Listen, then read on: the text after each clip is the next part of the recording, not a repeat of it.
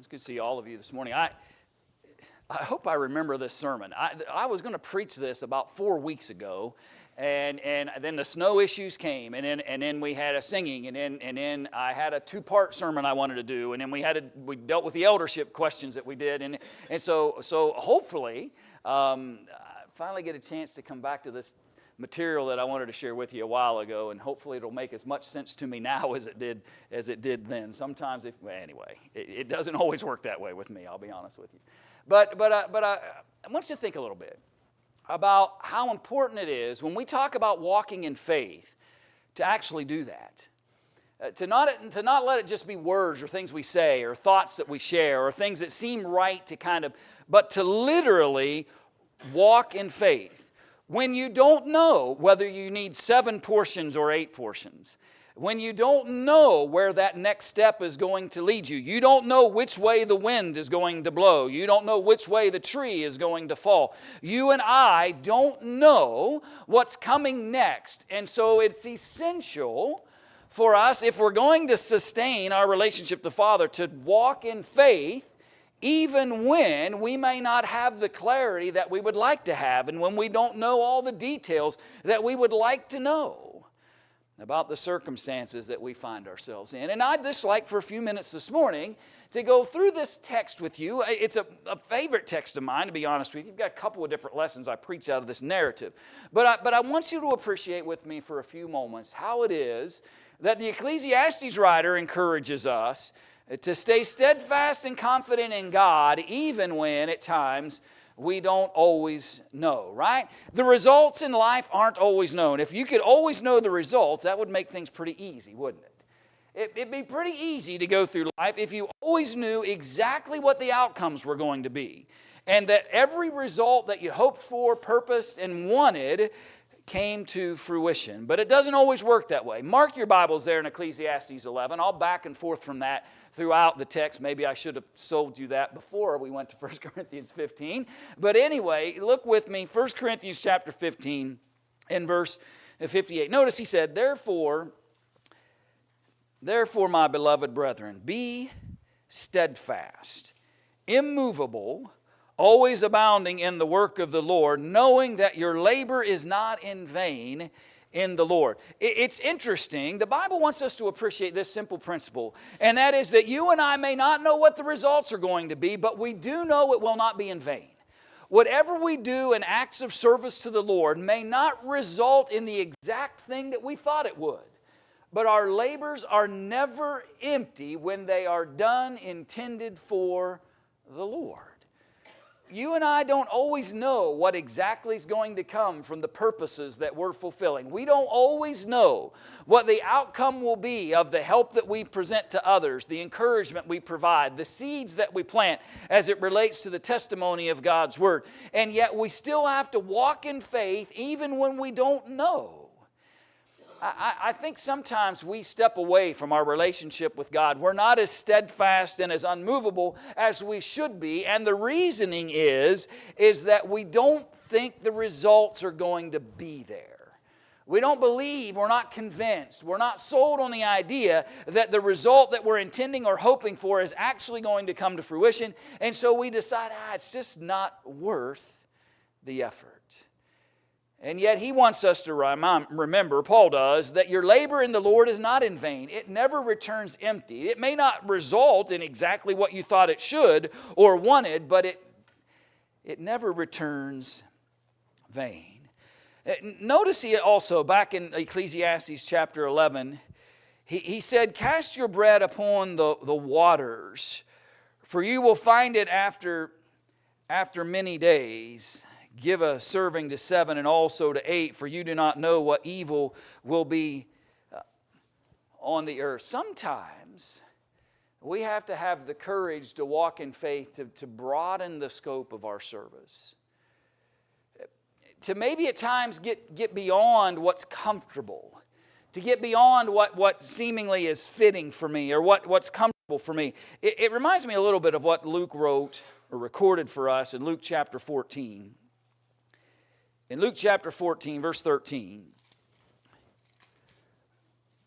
where he records the message of Jesus here, Luke chapter 14, verse 13. But when you give a feast, invite the poor, the maimed, the lame, the blind, and you will be blessed, because they cannot repay you, for you shall be repaid at the resurrection of the just. I always found that interesting, right? When Jesus talked to this audience of folks here and he encouraged them to walk in faith, he said to them, listen, don't always engage or connect to only those who can reciprocate what you're offering to them. Throw your bread, cast your bread upon the waters, plural. Cast your bread further than just where you might feel like it's comfortable or where maybe you will have reciprocation of that which you are offering. In fact, he says, you're going to throw a feast, you're going to offer some great thing. Then don't just invite your best friends. How about go and find somebody that could, number one, maybe could actually need the help that you could provide, and maybe also go find somebody who can't do that same thing for themselves or others. Friends, sometimes when we're walking in faith and we don't feel like we're getting the result or the success, it's not working like we had hoped, and we're trying to purpose ourselves in the right way, maybe it's time to throw some energy and time into a different body of water, right? Maybe it's time to think and broaden who it is that we're reaching or who it is that we're seeking. Maybe now's not the time to plant seed with this individual. Maybe now's not the time that this person's receptive to wanting to walk in faith. But maybe here's somebody over here that I could encourage. Here's somebody over here who has the same need. Maybe I need to broaden the scope of my walk in faith and not become so tunnel and narrow visioned that I don't realize that there may be others that I could be helping, while there might be some who just reject at every turn anything that I offer or suggest for them. I think about the Hebrew writer in Hebrews 13. In Hebrews chapter 13 and in verse 2, do not forget, he said, to entertain strangers. For by doing so, or by so doing, some have unwittingly entertained angels. Now, that text always interests people sometimes. Notice he said that some have unwittingly entertained. He didn't say you will entertain angels. He said some have unwittingly entertained angels. And he's using that to illustrate that you don't know who you might be helping in that moment. You don't know the benefit that you might be providing. You don't always know what the results and the outcomes are going to be. So cast your bread, cast your faith, trust in God, and reach beyond what's been customary or simple or comfortable to me. In our walk in faith, maybe it's time to start broadening the scope of that service to reach others in that walk. Maybe we don't walk in faith because we fear to go unappreciated. We don't serve in faith because we just don't think people will appreciate it much. And so why put myself out there, right? Why place myself in a circumstance where it may not be very favorable to me, or others might look even with disdain at what it is I'm trying to do? It reminds me again of Luke chapter 6, verse 32. If you love those who love you, what credit is that to you? For even sinners love those who love them. And if you do good to those who do good to you, what credit is that to you? For even sinners do the same. And if you lend to those from whom you hope to receive back, what credit is that to you? For even sinners lend to sinners to receive as much back. But love your enemies. Friends, it takes faith to love your enemy. It takes a courage to walk in faith, to entreat others who don't treat you very respectfully, who don't entreat you in the right ways, who don't appreciate the things that you... It is hard to love them, but love them anyway. And sometimes we have such fears about how people are going to respond, or maybe how they have responded to me. And so I put up these barriers and walls to my service and my walk in faith of God. But do good, he said, rather, and lend, hoping for nothing in return. That's a true walk of faith, by the way. When you serve and you work and you purpose and you have no thought whatsoever as to what you will get out of that. You know, sometimes we talk about times and ages, right? Generations. And maybe have you ever been guilty of saying, this is the most selfish generation that I've ever... You know what? I think probably every generation of man has said that about the one before it, right? Or the one after it, I should say. We could get it. Friends, there's always been selfish people, right? The world has always had selfish people. The world has always had individuals who think self first, others never, right? The world is, but you and I can't let that discourage us from lending, being kind, being loving, being appreciative, doing what we can. That's what our walk in faith and relationship to Christ brings us to do. And we've got to quit fearing what might happen. We've got to get out of this idea, well, I might cast my bread upon the waters and nobody will appreciate it. And nobody cares that I did that. And nobody even gives any credit for what I've done. If we're thinking about credit and we're thinking about accolades and we're thinking about people acknowledging those things that I've done, that's not a walk of faith. That's a walk of self. And we've got to avoid that as well. Go back to the narrative. Let's add verse 3. He said, Ecclesiastes 11, if the clouds are full of rain, they empty themselves upon the earth, and if a tree falls to the south or the north, in the place where the tree falls, there it shall lie. Maybe we pause sometimes in our walk of faith, and we're just not ready to commit because it may just rain. All right. I rarely ask for a show of hands, but I'm doing it today. Raise your hand if you have a weather app of some type on your phone. Raise your hand if you stare at that thing more than 5 times a day. Right? Why? Is the weather going to change that fast? We're going to go from -6 to 75 and sunny in 10 minutes because I'm refreshing that app. Have you ever canceled plans because you thought it was going to rain? And then it didn't? And you were mad that you canceled because... What's the point? My point is, friends, when you walk in faith, sometimes you got to walk in the rain. Sometimes it might rain. It may rain on your journey. Walk the journey anyway. Every day is not going to be sunny and bright and great. Sometimes the clouds fill with rain and eventually that rain releases, the text says. And if I'm waiting for a sunny day, if I'm waiting for consistently sunny days in order to begin a walk, then will that day ever arrive? Sometimes our walk of faith, sometimes the greatest moments of our faith are demonstrated when it's pouring the rain down. And we're still willing to stand there in the pouring down rain, and I'm not talking literally, but we're willing to stand there in the pouring down rain and serve and honor and walk our faith. Those are sometimes the most precious moments of faith that we have. So don't stop. Maybe every effort's not going to fall. We thought that tree was going to fall to the south, but it fell to the north, and now what do I do? Right? Everything may not align as we had hoped or thought it would. Don't quit walking in faith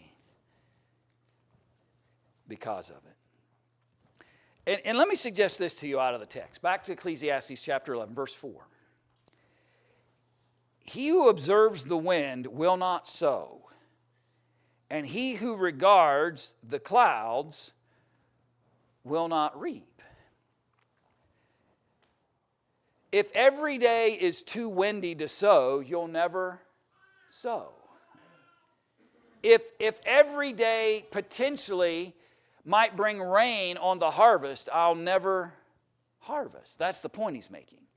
That if we're constantly thinking about all the external factors that may affect the choices that we're making, we may never ever get anything done. Friends, God doesn't promise certain successes to our service and our walk in faith in relationship to Him, but He just asks us to do it. I want us to... Unsuccessful effort is better than no effort. Right? Because the success or results of something aren't dependent upon me. When you walk in faith, you don't get to control the outcomes. You only control your purposes and your actions and your choices. And so I'd rather go down swinging, as the baseball folks would say, than to stand there and watch 3 pitches go by me and go sit down in the dugout. Right? Sometimes we've just got to walk in faith and put forth the effort and not consider whether it's going to have success or not consider what the results might be. Because if we're always thinking about, is this the perfect time to sow? Is the wind died down enough? Is this the perfect time to go reap? Is the rain going to stay? If we're always rationalizing and thinking about those things, we'll never step out in faith. Unsuccessful effort is better than no effort. And how many moments have we missed while anticipating a problem? By the way, that's me. I've been guilty of that. I can't tell you how many times. Right? Where I can sit and before the first step is ever taken, I can give you 52 reasons why it ain't going to work. And you know why we do that? Because if I can convince myself that those 52 reasons are going to stop this from working, I don't have to put forth the effort. I don't have to do anything. I just continually convince myself that it won't work, and if I continually convince myself it won't work, I don't have to do anything. And I'm challenging us this morning to quit looking at all the problems and the obstacles and the anticipated difficulties and start trusting God more. And walk in the paths that He has led to us in, and walk with faith and commitment to Him and conviction that His purposes will be fulfilled His way and in His time. And not rationalize all those anticipated challenges and problems that keep us away from serving Him. Go back to the Proverbs in Proverb 26. Proverb 26 and in verse 1. As snow in summer and rain in harvest, so honor is not fitting for a foot. We're so worried about those obstacles and challenges and the environment that we're in. Sometimes we've got to work in not great settings. And the environments may not be perfect, but we've got to walk in faith anyway. And verse 5, Ecclesiastes chapter 11, we've got to step away and let God be God in this equation. When we walk in faith and trust in Him, we're going to let Him be who He is, and I'm going to be who I am. I'm the human. I'm the man side of this. I'm the follower. I'm the one walking and serving. He's the one giving benefit to my walk in faith with Him. As you do not know, verse 5 of Ecclesiastes 11, what is the way of the wind? Or how the bones grow in the womb of her who is with child. So you do not know the works of God, who makes everything.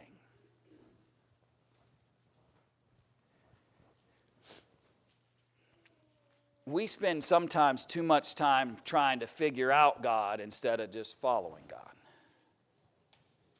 We're trying to understand. We're trying to understand the infinite through the finite. We're trying to understand the immortal through the mortal. We're trying to capture the essence of a God But we're trying to do that through human viewpoints. And the writer of Ecclesiastes here just simply says, listen, you don't know which way the wind is going to move the next time. Can you fully grasp this human being that's growing and maturing inside the womb of its mother? God the Father. Let Him be who He is. Let God the Father be the one that we trust in and rely upon. And let's quit trying to, in some senses, figure Him out from human standpoints and begin to just walk in faith and confidence of who He is. The writer of Ecclesiastes in chapter 7 and verse 13 simply said, "Consider the work of God, for who can make straight what He has made crooked?"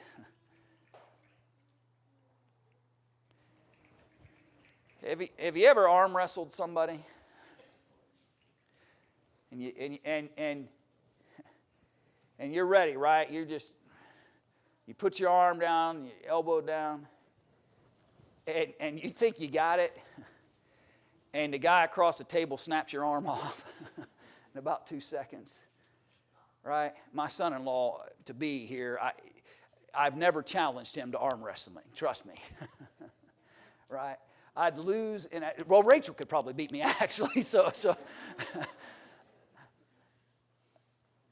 quit. Can you really make straight something God said, no, that's crooked? Can you take that which God said is straight and make, no. My job is to walk in faith. My job is to trust in the God who said, I need that to be crooked. I need that to be straight. Right? Let's quit trying to challenge God and say, well, God, no. That should have been this way. God, no, God, that should have been, that's not a walk in faith. Now I'm trying to be God. That's not going to work for our benefit. Job had to learn that in some ways. Friends, we've got to let God be God. In our walk in faith, let's just trust that He is who He is. The God of all things, creator of all things, the giver of all things. And I'm not going to challenge Him, particularly when I know I will fail and lose if I challenge God. You ever had any of these kinds of questions? I'll try to get out of your way of the screen. I don't know which way to walk to do that sometimes. But why did I not receive what I asked for? Why did I receive something I didn't request? Why did I lose what I wanted to keep? Why would God want to save me anyway? Right? Friends, my point is that you and I, throughout life, we're going to have these kinds of questions. There are going to be things that happen, and we're not going to be able to understand them and explain them away. We're not going to be able to grasp every nuance of why God did what He did and how He did it and why He did it. There is nothing redeemable about man within himself, right? But God chose to save us through His only begotten Son anyway. And I don't understand that. I certainly don't deserve that. But I'll walk in faith because of it. And I'll honor God knowing the benefit that He brings. And then back to chapter 11, verse 6. In the morning sow your seed, and in the evening do not withhold your hand. For you do not know which will prosper, either this or that, or whether both alike will be good. I don't know how many gardeners there are in the room, but I've heard a lot of garden conversations from people, and they'll say something like, boy, my tomatoes did great this year, but my beans just failed miserably. And you probably put the exact same level of work and energy and time in the tomatoes as you did the beans. But for some reason, this particular season, the tomatoes were great, the beans were terrible. right? The only crop I know of that is always successful is zucchini, because I see people trying to give that away every time I turn around. But friend, you don't. God says, you don't know. You don't know. Just do the purposes of God and quit trying to figure out, is this going to be successful? Is it not going to be successful? Is the harvest going to come? Is the harvest not going to come? And get away from all that. Friends, there's no perfect moment. There's no perfect timing. Just walk in faith. Trust in God. Allow Him to bring the purposes and fulfill those purposes as He desires. Let Him be who He is, and let me be the person who's walking in faith in response to Him. A couple of quick texts. Romans 13, verse 11. And do this, knowing the time, that now it is high time to awake out of sleep, for now our salvation is nearer than when we first believed. What's the right moment? Right now. Throughout Scripture, you'll see that over and over and over again. The right moment is now. Walk in faith today. Walk in trust in today. Cast your bread upon the waters today. That's the moment. There's no perfect timing here. The moment is today. The Ephesian writer Paul wrote this in Ephesians chapter 5 and verse 16. Ephesians chapter 5 and verse 16. He said, redeem the time, because the days are evil. Redeem the time. Make your choices today. Make your choices today. Will you walk in faith? Will you trust in God? Will you cast your bread upon the waters, relying for God to give the response and results that He desires? Or will I keep making and coming up with every reason, every thought under the sun as to why not now? Why not trust in the Creator today? And decide today is the day that I begin my walk of faith, or today is the day that I restore my walk in faith.